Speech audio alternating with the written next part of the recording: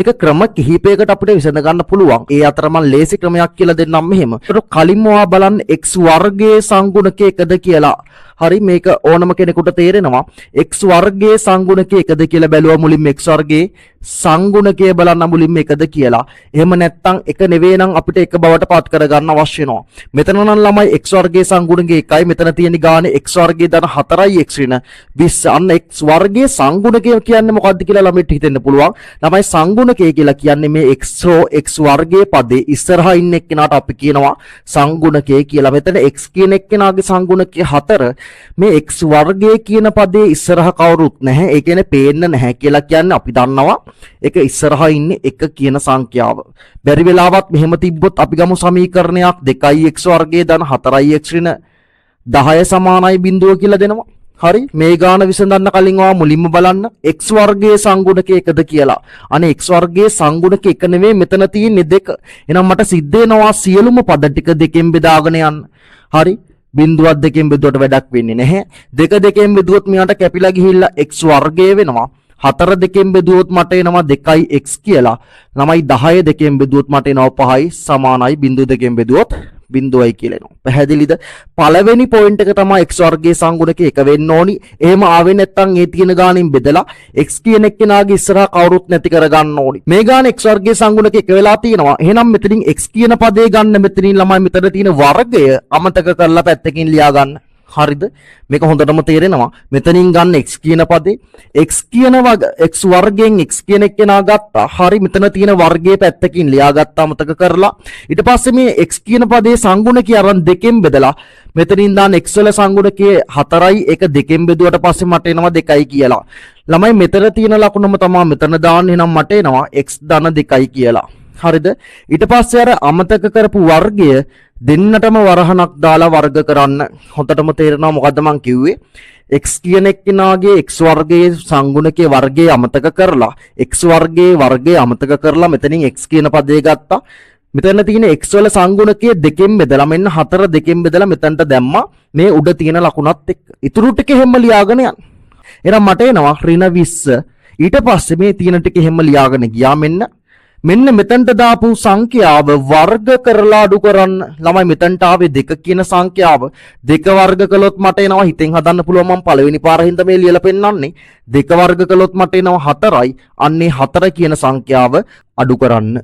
හරි මේ 2 කියන සංඛ්‍යාව වර්ග කරලා අඩු කරා මට එනවා ඍණ 4යි කියලා. සමානයි බිඳුව කියලා එනවා. පැහැදිලිද? දැන් මට ලියන්න පුළුවන් x ධන 2 වර්ගය ඍණ 20යි ඍණ 4යි මම දන්නවා ඍණ 24 සමානයි බිඳුව කියලා.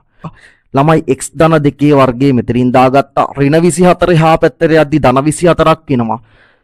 මට එනවා x ධන 2 වර්ගය සමානයි ධන 24යි. x කියන එක නා හොයන්න මම දෙපැත්තටම වර්ගමූලය දානවා. හොඳට මතක තියාගන්න වර්ගමූලය දැම්මට පස්සේ එක පැත්තකට මේ අගේ තියෙන පැත්තට සංඛ්‍යාව තියෙන පැත්තට ධන හෝ ඍණ කියලා දානවා. වර්ගමූලයෙන් එළිය තමයි එක දාන්න. හරි මෙන්න මේ වර්ගමූලයට මේ වර්ගයේ කැපිලා ගිහිල්ලා ළමයි මට එනවා x ධන 2 සමානයි ධන හෝ ඍණ මූල 24 කියලා. හරිද?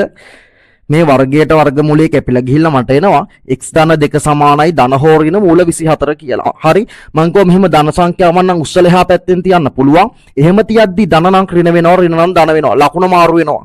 තව චුට්ටක් මේක සුළු කරගමු. මට එනවා x සමානයි හරි මම මේ මූල 24 කියන එක මම පැත්තක හදලා පෙන්නන්නම්. හරි මූල 24 කියන එක මම මෙහෙම ලියා ගන්නවා ළමයි. මූල 24 මට ලියන්න පුළුවන් නේද 11 වසරේ පාඩමේ කරණී කියන කොටස අපි මේක ලියාගත්තා. මේක අපි දන්නවා අකිල කරණියක්. මට මෙයා ලියන්න පුළුවන් 4 කිරීම 6 කියලා. 6 4 24යි. හරිද? මේ 4 ගුණ කිනේ පූර්ණ වර්ග සංඛ්‍යාවක ගුණිතයක් ලෙස මෙයා ලියා ගන්නවා. ඇයි මං එහෙම ලියාගන්නේ?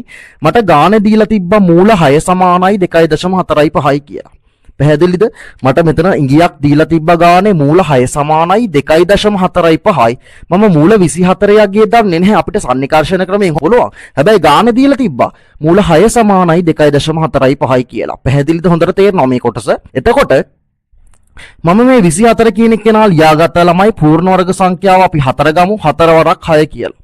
මේ 4 කියන එක නා වර්ගමූලයෙන් එළියට ගත්තොත් මට ලියන්න පුළුවන් 2 මූල 6 කියලා. ඒ කියන්නේ මට මූල 24. ඉතින් මම මේ මූල 24 කියන එක නාට දාගත්ත ධන හෝ ඍණ මූල 24 වෙනුවට ලියනවා සම්පූර්ණ මූල 24 වෙනුවට ලියනවා මම මෙතන හොයාගත්තා 2 මූල 6 ඍණ 2යි කියලා. පැහැදිලිද?